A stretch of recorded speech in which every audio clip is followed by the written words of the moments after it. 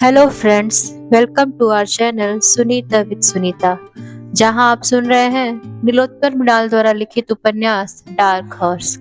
इसके अब तक 24 अध्याय हमने पढ़ लिए। अब पढ़ते हैं अगले अध्याय पर, dark horse chapter 25।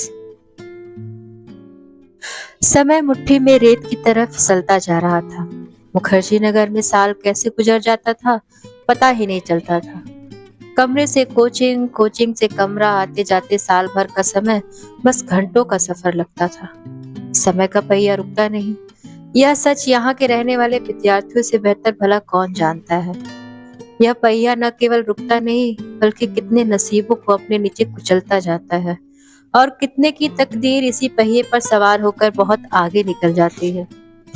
Mukherjee Nagar का संपूर्ण कालचक्र पीटी, मेंस और इंटरव्यू के बीच ही घूमता रहता था।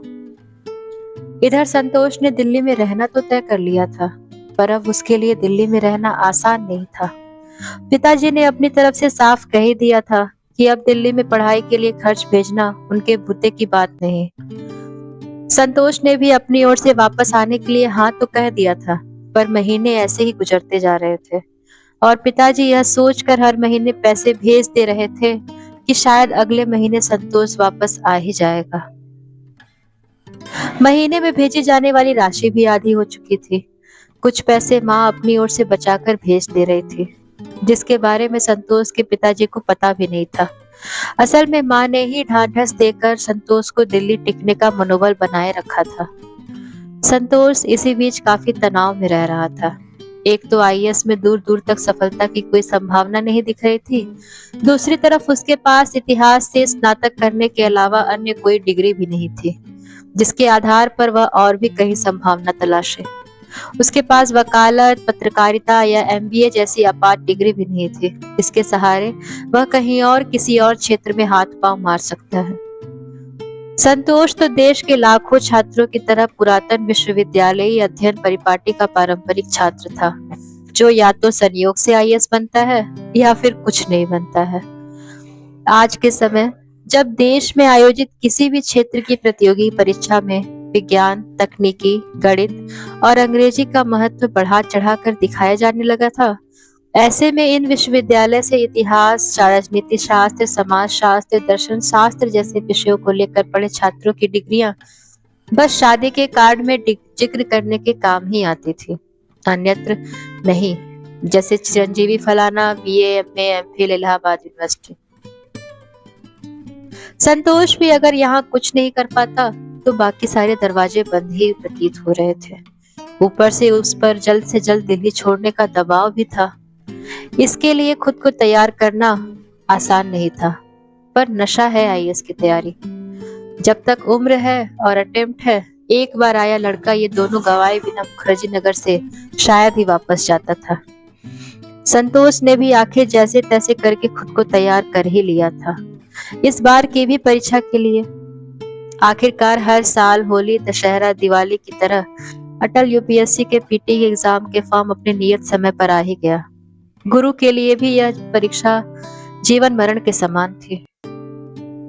इतने सालों तक दिल्ली में और लगातार असफलता के बावजूद वह आत्मविश्वास से भरा था और शायद अब वह इसलिए नहीं बिखरा था क्योंकि उसे हमेशा परीक्षा के प्रारंभिक चरण में आसानी से सफलता मिल जाती थी। वह 2 बार साक्षात्कार भी दे चुका था। उसे बस एक हल्के से जोर की जरूरत थी और उसका भी बेड़ा पार हो जाता। इधर संतोष ने फॉर्म डालकर दुनिया से जैसे संपर्क ही तोड़ लिया था। बहुत दिनों बाद मनोहर की बात हुई संतोष से। क्या संतोष भाई, हेलो, कहाँ हो? एकदम छोड़ दिए कहाँ निकलना? मनोहर ने फोन उठते ही पूछा। नमस्कार मनोहर जी।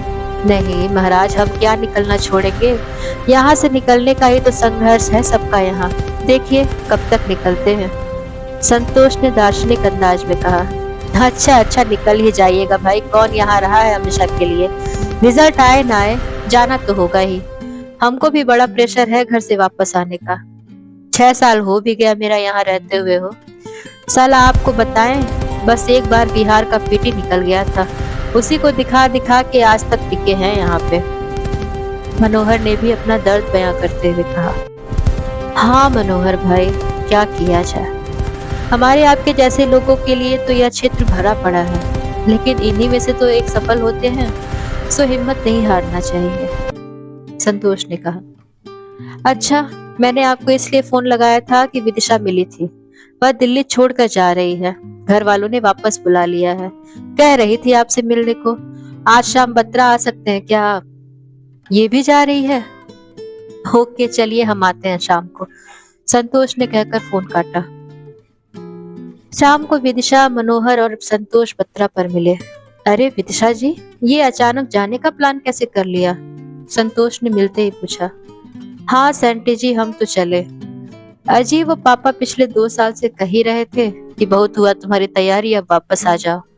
समय पर नौकरी तो लगने से रही, कम से कम शादी तो समय पे कर लो, विदिशा ने बताया।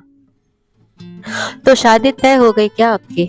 संतोष की आवाज में एक रहस्य था जैसे। लगभग वही समझिए। एक लड़का देखा है पापा ने, इंजीनियर है। बताइए ना, हम आईएएस बने और ना ही पति मिला सिविल वाला। पापा ने खोजा भी तो इंजीनियर। हमारे भाग्य में तो कहीं से भी सिविल है ही नहीं सेंटी जी, विदिशा ने बड़ी कसक के साथ कहा। विदिशा की बात ने संतोष को राय साहब की बातें याद दिला दी थी। इसी तरह एक दिन दिल्ली छोड़ते वक्त उन्होंने भी कहा था कि आईएएस आदमी भाग्य से बनता है, टैलेंट ही सब कुछ नहीं है। आज विदिशा ने भी कह दिया कि उसके भाग्य ने दगा दे दिया, उसे तो पति भी सिविल सेवक नहीं मिला। संतोष सोचने लगा, दिल्ली जाने वाले हर विद्यार्थी के निशाने पर भाग्य ही है। कोई खुद पर क्यों इल्जाम नहीं लगाता? सारी असफलताओं को हिसाब भाग्य को ही क्यों देना पड़ता है? भाग्य में जब आईएएस नहीं बनना लिखा है, तो भाग्य यहाँ मुखर्जी नगर में 6-7 साल बर्बाद करने लाता ही क्यों है? भाग्य हमें जो बनाना चाहता है, वही क्यों नहीं लगवा दिए इन कीमती वर्षों को? भाग्य बहुत आंख मिचौली खेलता है, इसके भरोसे रहना ठीक नहीं, न ही इसे कोसने का कोई फायदा है। संतोष कब का अपने भाग्य की रेखाओं को स्याही गिरा उसे मिटा चुका था, क्योंकि उसके भाग्य में भी आईएएस बनना नहीं लिखा था। फिर भला ऐसी रेखाओं के साथ कोई कैसे आईएएस की तैयारी करता? अरे, तो इंजीनियर पसंद नहीं है तो मना कर दीजिए, संतोष ने कहा। लो जी, अजय किसके भरोसे मना कर दूं सेंटी जी?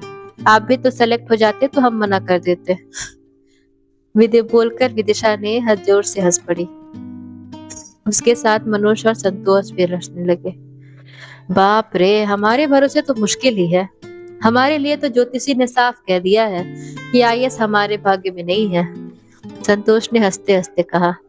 वैसे चलिए, सबके साथ यहाँ हंसते खेलते रहते पढ़ते अपने खुलकर जिंदगी जी ली जी भर। अब शादी होगी, पति के साथ तो मरने तक निभाना है, उसके साथ तो बस मरना होता है ना। जीने वाला दौर तो जी लिया मैंने, विदिशा ने कहा। कितने बजे की ट्रेन है? 6:30 बजे की। चलो अब निकलना होगा मुझे, विदिशा ने कहा। चलिए हम स्टेशन तक छोड़ आते हैं, जहां तक साथ चल सके वहां तक तो चले, संतोष ने अजीब सी मुस्कुराहट के साथ कहा। चलो विदिशा, हम भी चलें, मनोहर ने भी उसका बैग उठाकर कहा। विदिशा ने हल्की मुस्कुराहट के साथ संतोष की तरफ देखा और तीनों रेलवे स्टेशन की तरफ चल पड़े। विदिशा को विदा करने के बाद वापसी में संतोष ने अचानक पायल की बात उठा दी। मनोहर भाई, अरे वो आपके खास मित्र पायल कहाँ है आजकल?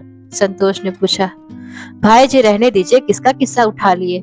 अरे नचवा के रख दी थी हमको, हम साला फुल्ली बकलोल का पूछ बने रहे। उसके 3 बॉयफ्रेंड को लात मारने के बाद हमारा नंबर लगाया था। अभी सुनते हैं किसी के साथ लिव इन में रह रही है करोल बाग के साइड में। छोड़िए भी, अब उसकी कहानी बंद करिए, मनोहर ने दर्द और झुंझलाहट के साथ कहा। मनोहर का चेहरा देख संतोष ने बातचीत का मसला बदल दिया। दोनों इधर उधर की बातें करते वापस बत्रा पहुंचे और अपने अपने कमरे पर चले गए। एक बार फिर से सभी ने पीटी की तैयारी की। वो मई का 16वां दिन था। पीटी की पेपर देखकर गुरु और संतोष साथ में निकले ही थे। और संतोष भाई, कैसा रहा पेपर? वही पिछली बार की तरह ठीक हो गया। अब परिणाम भी पिछली बार की तरह ही आए, यही दुआ करता हूँ, संतोष ने हंसते हुए कहा। पीटी की परीक्षा के बाद परिणाम आने तक के बीच में का समय मुखर्जी नगर में अलग अलग तरह के छात्र वर्ग अलग अलग तरह के उपयोग थे। एक वर्ग ऐसा था जिसके लिए यह मुक्ति का समय था। एक वर्ग के छात्र परीक्षा के बाद देशाटन वगैरह के लिए निकल जाते थे। देशाटन का भी एक अलग ही पैटर्न था। कई छात्र लगभग हर हिंदी भाषी राज्य का फॉर्म डालते और परीक्षा के बहाने हिंदी पट्टी का देशाटन करते। ऐसे केंद्रों में जयपुर, नैनीताल, भोपाल, शिमला सबसे ज्यादा पसंद किए जाने वाले स्थान थे, जहां जाकर लड़का घूमने के दौरान 2-4 घंटे की परीक्षा देना भी पसंद कर लेता था। एक वर्ग ऐसा था जो अपने स्कोर के बारे में आशान्वित रहता था। भले वह पढ़े नहीं, पर तत्काल जगह छोड़ता भी नहीं था।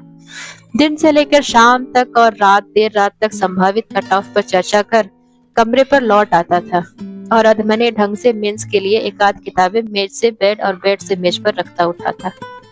एक वर्ग अपने पीटी को लेकर आश्वस्त था, जो पीटी के अगले ही दिन मेंस के खातिर गंभीरता से तैयारी को अंजाम देने लग जाता। इस वर्गीकरण के आधार पर मनोहर देशाटन, संतोष 50-50 और गुरु आश्वस्त वर्ग से था। आगे क्या होगा जानने के लिए सुनते रहिए हमारी ऑडियो सीरीज डार्क हॉर्स। आज के लिए नमस्कार।